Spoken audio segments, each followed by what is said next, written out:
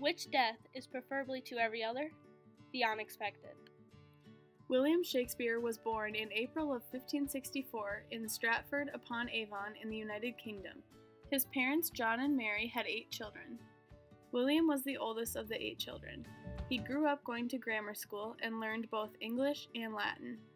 It was believed that he had left school around the age of 14 or 15. He later got married to Anne Hathaway due to their birth of the first child.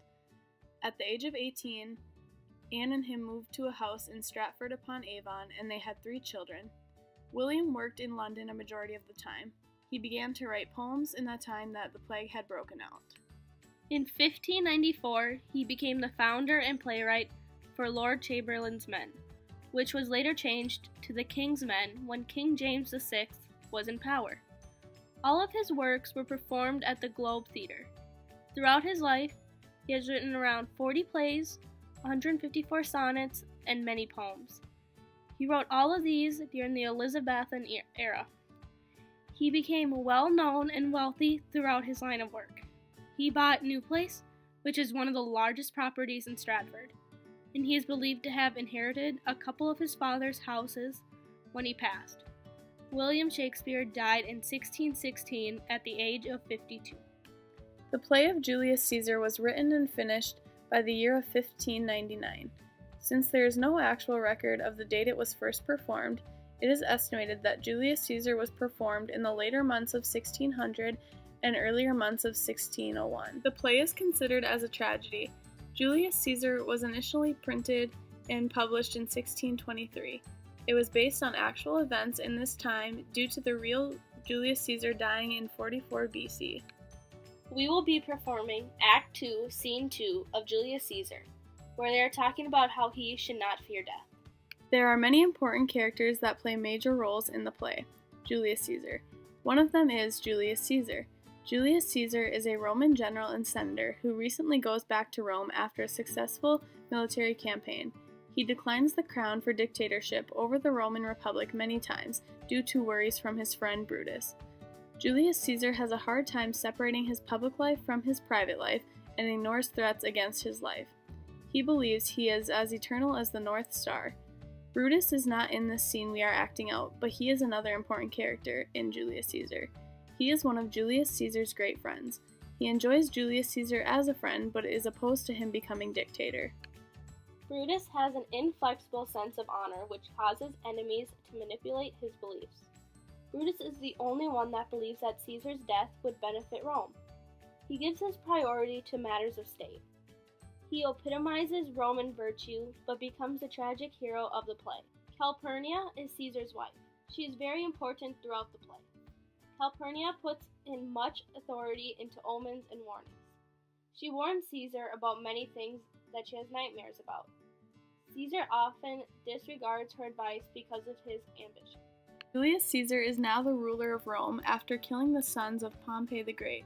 Flavius's speech to the commoners caused them to be ashamed of celebrating the victory of Caesar.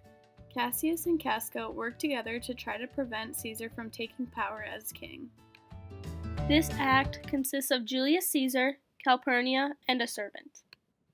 The setting is in Julius Caesar's house. It is thundering and lightning out, and Caesar enters in his nightgown. And this is one of Julius Caesar's servants. And this is Julius Caesar. Last but not least, this is Calpurnia, Julius Caesar's beautiful wife. Nor heaven nor earth have been at peace tonight. Calpurnia cried out in her sleep. Help! Ho! They murdered Caesar! Who is within? My lord. Go bid the priest do present sacrifice, and bring me their opinion of success. I will, my lord. What mean you, Caesar? You think you walk forth? You shall not stir out of your house today. Caesar shall forth. When they shall see the face of me, Caesar, they are vanished. Caesar, I never stood on ceremonies, yet now they frighten me. There's one within, besides the things that we can hear and see. O Caesar, these things are beyond all use, and I do fear them. Whose end is purposed by the mighty gods, yet Caesar shall go forth. When beggars die, there are no common seeing.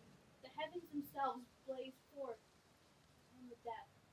Cowards die many times before their death. The valiant never taste of death but once. Of all the wonders that I yet have heard, it seems to me most strange that men should fear, seeing that death, a necessary end, will come when it will come. They could not have you stir forth today. They could not find a heart within the beast. The gods do this in shame of cowardice. Caesar should be a beast without a heart if he should stay at home today, for fear. Caesar shall not. Danger knows that Caesar is more dangerous than he. Caesar shall go forth. Alas, my lord, do not go forth today. Call it fear that keeps me in the house. We'll send Mark Antony from the Senate house, and he shall say, you are not well today.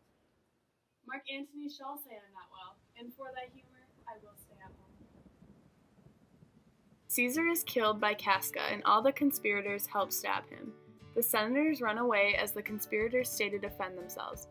Antony gives a speech with the famous line, "Friends, Romans, countrymen, lend me your ears," to praise Brutus for being an honorable man, but also is praising Caesar for being honorable and brave. Antony is getting the crowd to go against Brutus and the conspirators while also praising them for the bravery of killing Julius Caesar. Caesar's friend, Cinna, is mistaken for being a conspirator, and he is attacked and carried away. While at war, the ghost of Julius Caesar comes to Brutus and tells him to have his army to march even though Brutus knows that they are not ready. Brutus's army falls to defeat, and Brutus is left mortified of being captured. He is found dead by Octavius and Antony. The scene we chose to act out is very important to the overall play. It leads up to when the major character, Julius Caesar, is killed. Shown in the section is a back and forth disagreement between Julius Caesar and his wife Calpurnia. Calpurnia does not agree to have Caesar go forth.